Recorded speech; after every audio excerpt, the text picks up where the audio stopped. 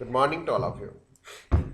In the previous video, we discussed the two examples about the purchase consideration.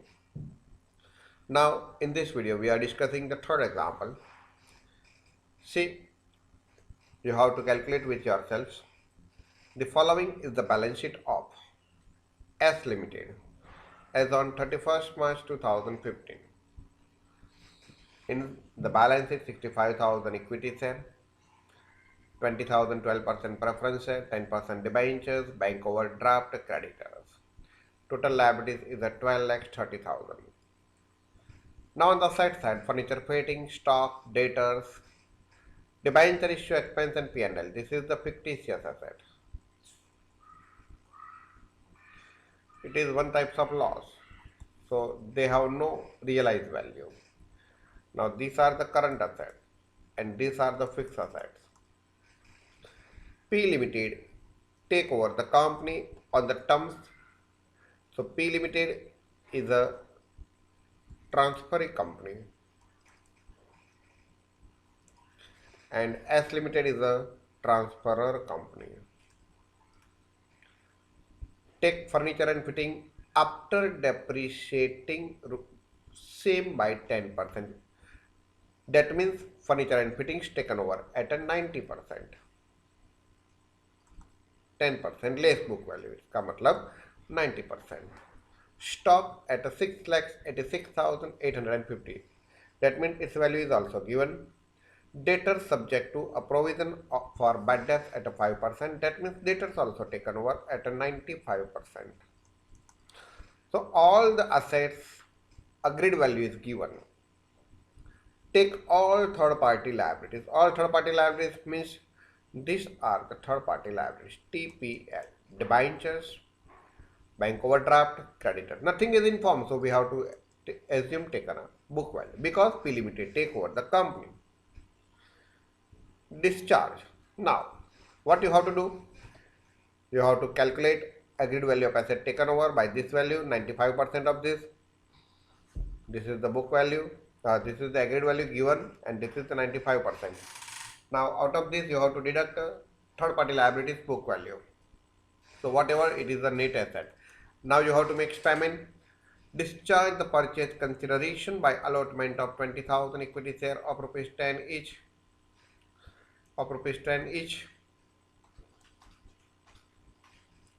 At an agreed value of rupees 12 each. इसका मतलब क्या हुआ? 2 rupees premium. And the balance in cash. The meaning of balance in cash,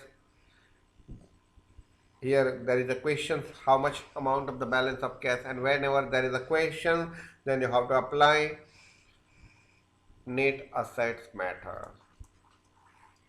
Liquidation expenses for amounting to be rupees 8,000. So who can pay? Nothing is informed. So generally liquidation expense is paid by selling company. The name of selling company in this example is the S Limited. No effect in a purchase consideration. A very simple example, and that is why I say you can solve it yourselves. Now the fourth example. A Limited took over the business of B Limited. B Limited's business taken over by A Limited. So A Limited is a purchasing company, that is transferor company, and B Limited is a transferee company. The balance sheet of B Limited as on that date, rupees in lakhs is given. Equity share of rupees 10 each, 40 lakh. So 40 lakh divided 10, that means we can say 4 lakh equity share. Reserve fund 8 lakhs, 10% debentures and creditors. The building 19 lakhs, plant 20 lakhs, furniture 11 lakhs. So total is a fixed asset. Data, stock and cash balance is a current asset. Now, following was agreed upon. What is the information? A Limited take over all the fixed assets at 95% of the book value. That means these fixed assets are taken at a minus 5%. All current assets except stock will be taken at their book value. Means data is taken over at a book value. So data except stock, data is taken over all current assets. So cash always at a current asset.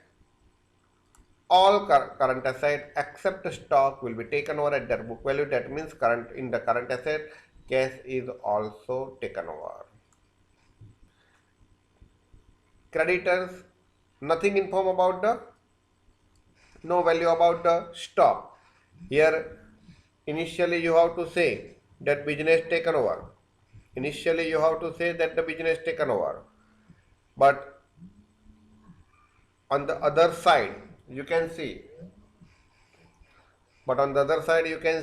he taken over all the current asset except stock at a book value. That means what is the value of stock? It is not given. Creditors shall be discharged by paying cash at 95% of their due. So creditors will be paid at the 95% of their dues. That means minus 5% less book value. Debenture holder will be issued 15,000 debenture of rupees 100 is fully paid up bearing interest rate at 15%. Now see, whatever the existing debenture, its interest rate is a 10%. So selling company paid interest at a 10%, but now purchasing company take over the business and they are ready to give the debenture holders interest at a 15% because they are issuing 15% debenture. So 15,000 into 100, so 15 lakhs. Here see, debentures value in the book is a 12 lakhs and issued debenture is a 15,000 into 100, that means 15 lakhs.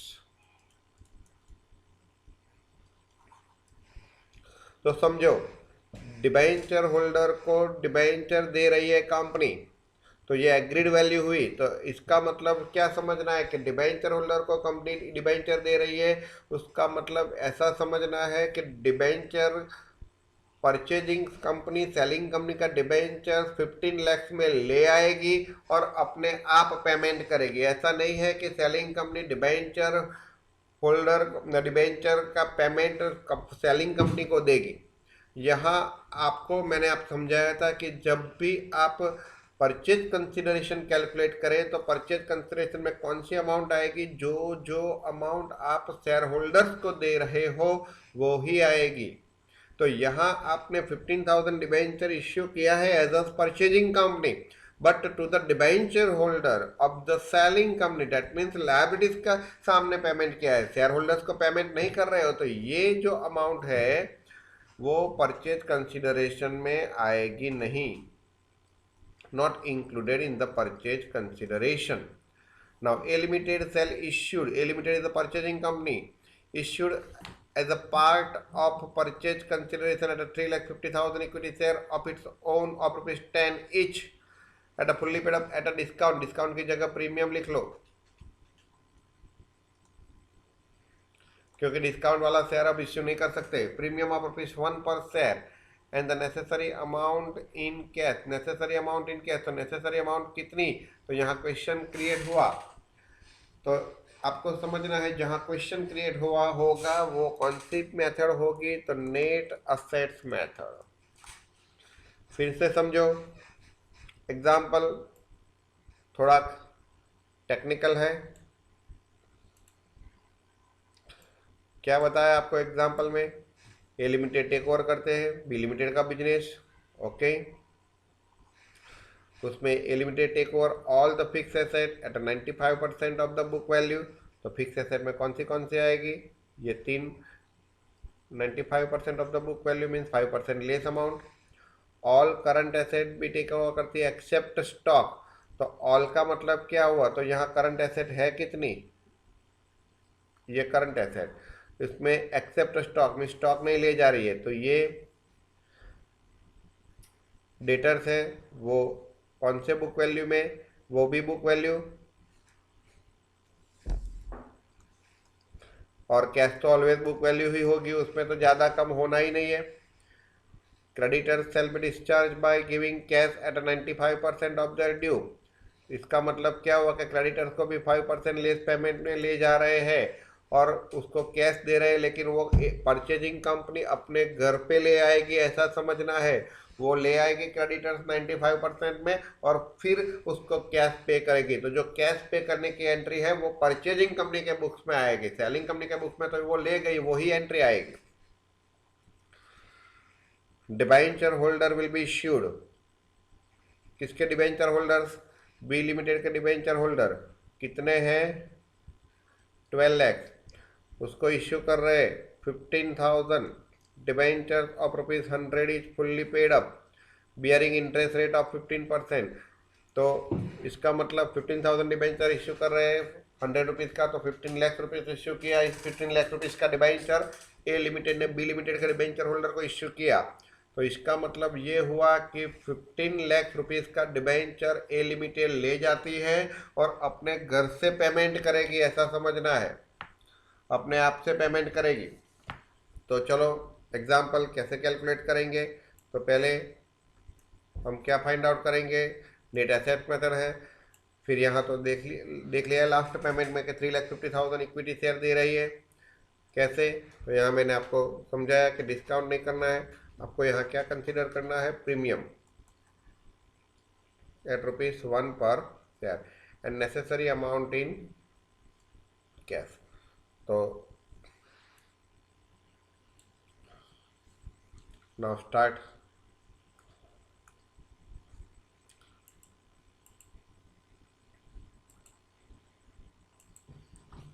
Agreed value of asset taken over में कौन सी value आएगी? Building plant and furniture, आपके पास already example है। Building plant and furniture, अच्छा उसकी value कौन सी है? तो 5% लेस है, 90, 20 और 11, तो 19 लाख। उसका 5% लेस, तो 19 लाख का 5% कितना आएगा? तो 10% 1,90,000 और 5% 1,90,000 का आधा, 1 लाख का आधा 50,000 और 90,000 का आधा 45,000, डेट मीन्स 0.95, तो 18,05,000। प्लांट की वैल्यू 20 लाख है, उसमें से 2 लाख माइनस, तो कितना आएगा? 18 लाख।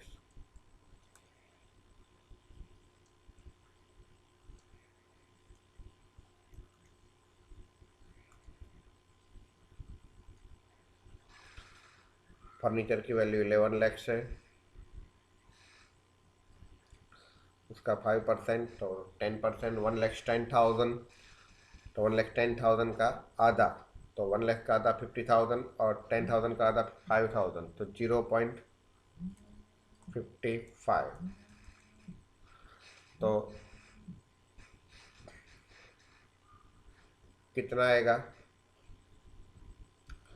10,45,000।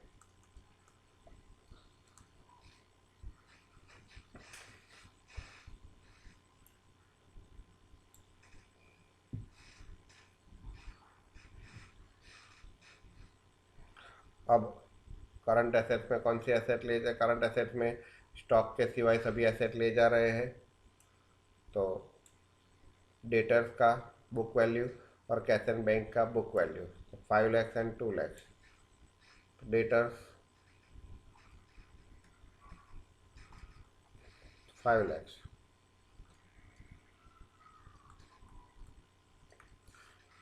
कैश एंड बैंक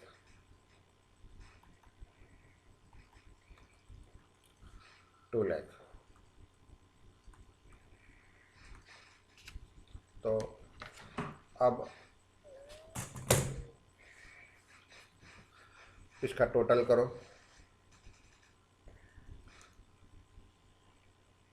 तो कितना होता है?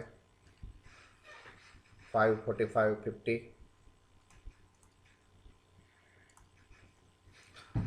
18 + 18 36, 10 46, 46 + 5 51 + 2 53, 53,50,000। अब उसमें से क्या माइनस करेंगे, less agreed value of liabilities taken over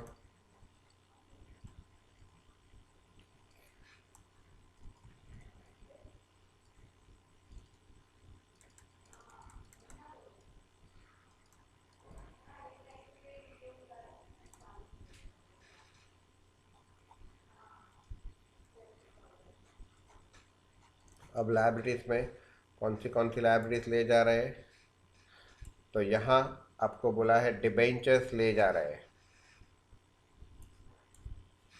तो डिबेंचर्स की वैल्यू कितनी होगी, तो वो आपको फाइंड आउट करना पड़ेगा। तो agreed value of debentures,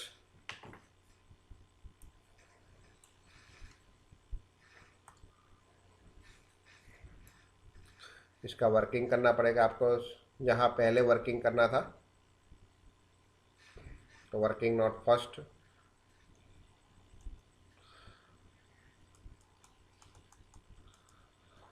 calculation of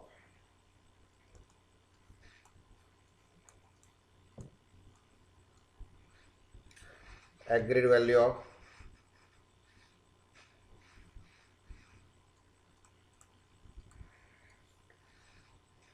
calculation of agreed value of debentures taken over।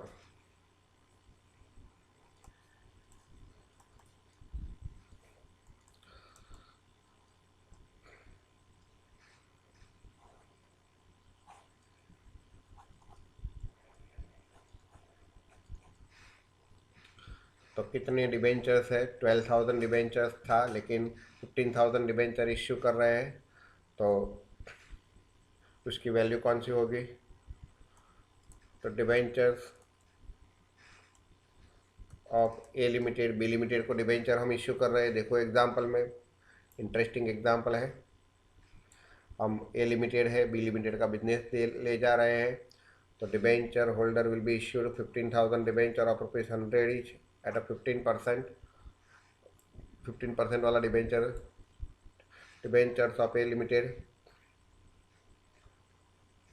At a 15%। तो 15,000 डिबेंचर्स ₹100 की बुक वैल्यू का, तो कितना हुआ, 15 लाख रुपीज़।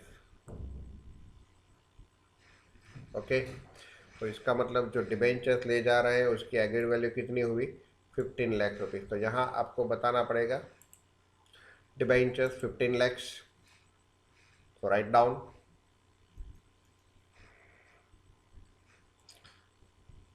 हम सामने वाली कंपनी का डिबेंचर्स ले जा रहे हैं 10% डिबेंचर्स। अच्छा, उसकी वैल्यूज कैसे आई, तो वर्किंग नॉट फर्स्ट में लिखा है 15 लाख, तो माइनस करेंगे, तो माइनस करने वाली अमाउंट है, इसीलिए ब्रैकेट में लिखेंगे। फिर क्या ले जा रहे हैं, creditors at a 5% less, 5 lakh rupees का क्रेडिटर्स है, उसका 5% लेस कितना हुआ, 25,000। 10% के हिसाब से 50,000 और 5% के हिसाब से 25,000।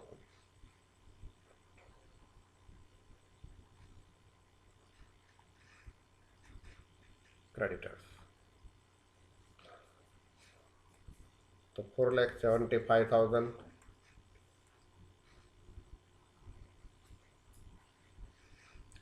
तो टोटल 19,75,000 माइनस करेंगे, तो 53 लाख में से 19,75,000 तकरीबन 20 लाख माइनस करो तो 33,50,000, 25,000 ज़्यादा माइनस कर दिया था, वो ऐड कर दो, तो कितना आएगा, आप अपने आप टोटल करना, तो 33,75,000 आएगा। तो ये क्या हुआ, नेट एसेट्स, ये क्या आया, नेट एसेट। ये आपका पहला पोर्शन खत्म हो गया, जैसे हमने अगले एग्जांपल में समझाया था आपको, नेट एसेट। अब परचेज कंसिडरेशन डिस्चार्ज बाय,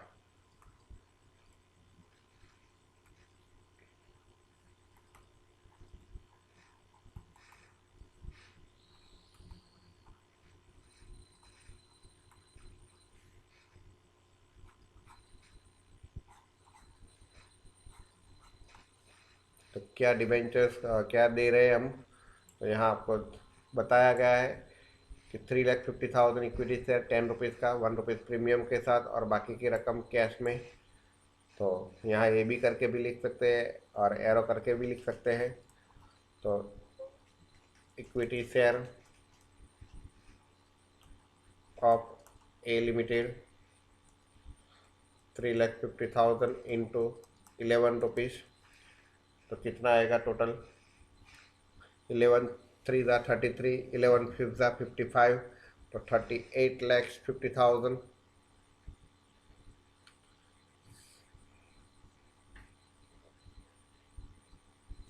यहाँ एक मिस्टेक आएगी, तो एक काम कर देना, यहाँ 30 लाख कर दो, 30,000 3 लाख कर देना, क्योंकि यहाँ डिस्काउंट वाला पॉइंट था और हमने प्रीमियम वाला पॉइंट किया है।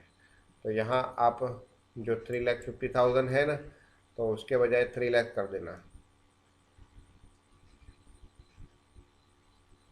3 लाख शेयर इश्यू कर रहे हैं और वो भी प्रीमियम थे। तो कितना हुआ? 33 लैक्स।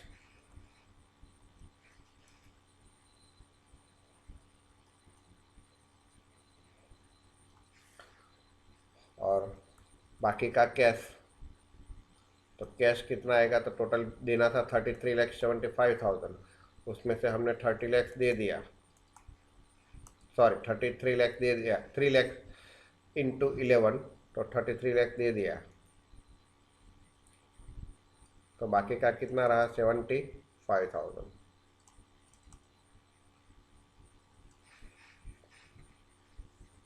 तो टोटल जो आएगा वो अमाउंट ऑफ परचेज कंसिडरेशन,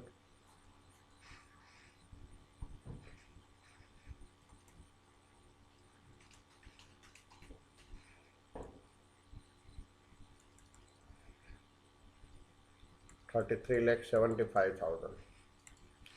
तो ऐसे हम कैलकुलेट कर सकते हैं फोर्थ एग्जाम्पल।